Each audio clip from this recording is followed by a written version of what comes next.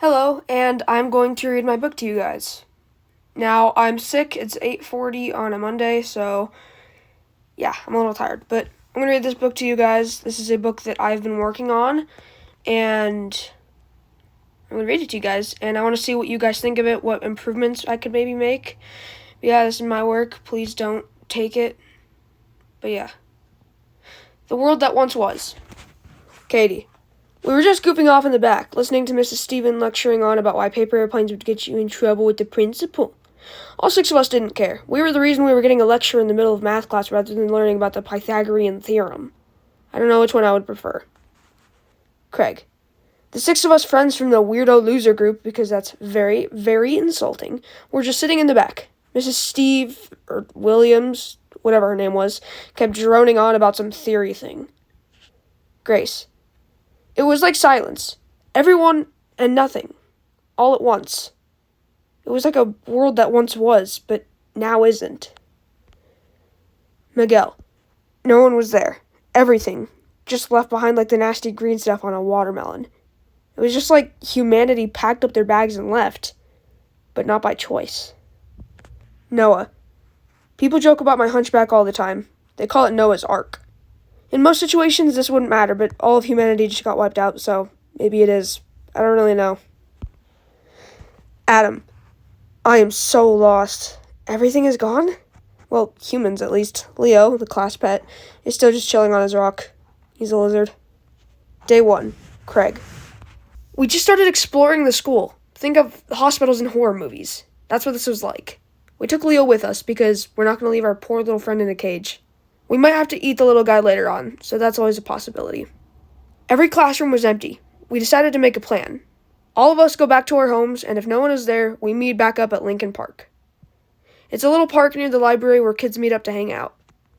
I go to my house, half expecting for my parents and dog to be there. I walk in to find no one. My dog Snuffles is still there, though, in the kennel. I grab his leash and walk to the park to meet up with the others. The reality of the situation hits.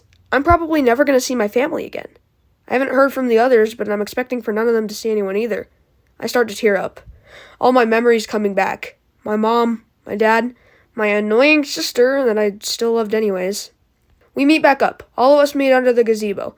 Just as I expected, but didn't hope, they found no one. I told them about my dog and how he was left alone.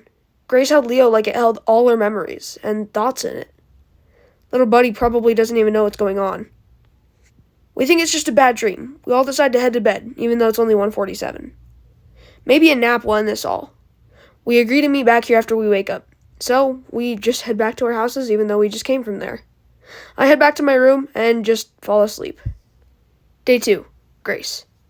I wake up in the morning, Leo's still by my side in the little habitat I made him. I look outside to see if I see anyone out there. Nothing.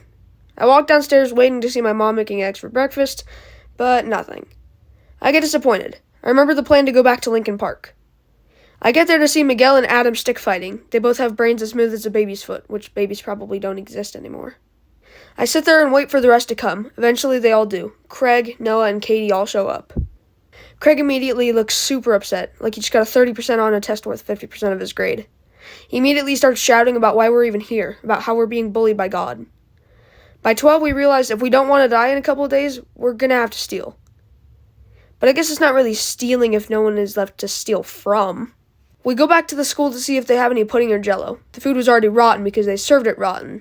The pudding and jello, though, oh, that's where it's good. We find a whole crate and decide to split up the carrying between us, so one person doesn't get the intense leg day.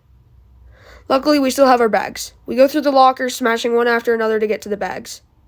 We find some good stuff. Granola bars, books for fire starters, and of course, Jeremy had a rubber chicken in his bag. He was the class clown.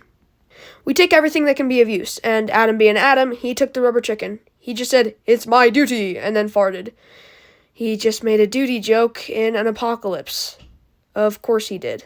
We were in the school for about 5 hours. We came out with food, water, a rubber chicken, and some other stuff that might help us. In the office, we found some radios. I don't even know why they had those. Maybe in case of an emergency? We walked around the empty streets for a while. Everything's desolate. So far, it was only us and other animals. All of a sudden, I hear this awful squealing noise. I instantly know what it is. Dang it, Adam, you scared the crap out of me. Oh, what, you scared of a chicken? He shoves the chicken in my face and laughs. Come on, the world just ended. You're seriously going to antagonize me with a rubber chicken? I exclaimed out of non-thinking whim. Grace, come on, I'm just trying to lighten the mood, Adam replied back. Well, you're doing a good job, but Miss Poopy Pants over here is ruining it, Craig shot out. I retorted back, well, I'm sorry for trying to stay serious.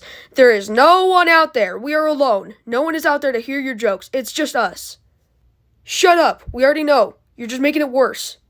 You know, this is why I never liked you. Stop. Just stop.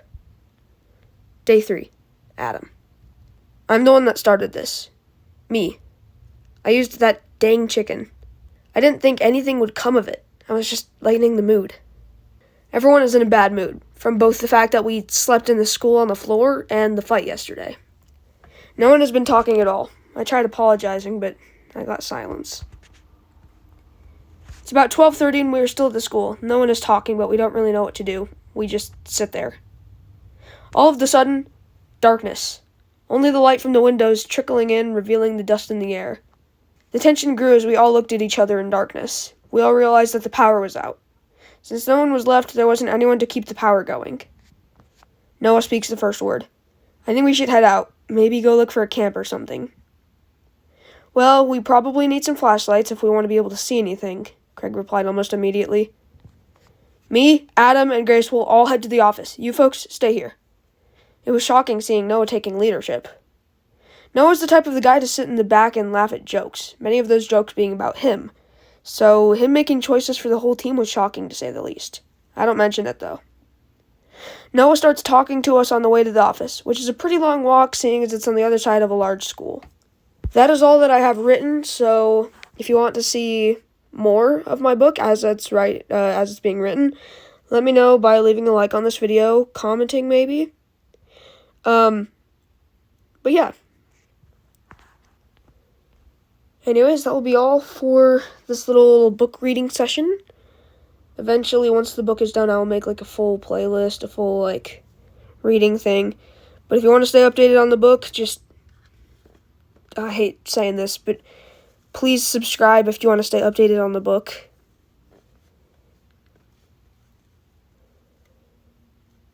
Helps out a ton, and you can say that you were here before this book was finished.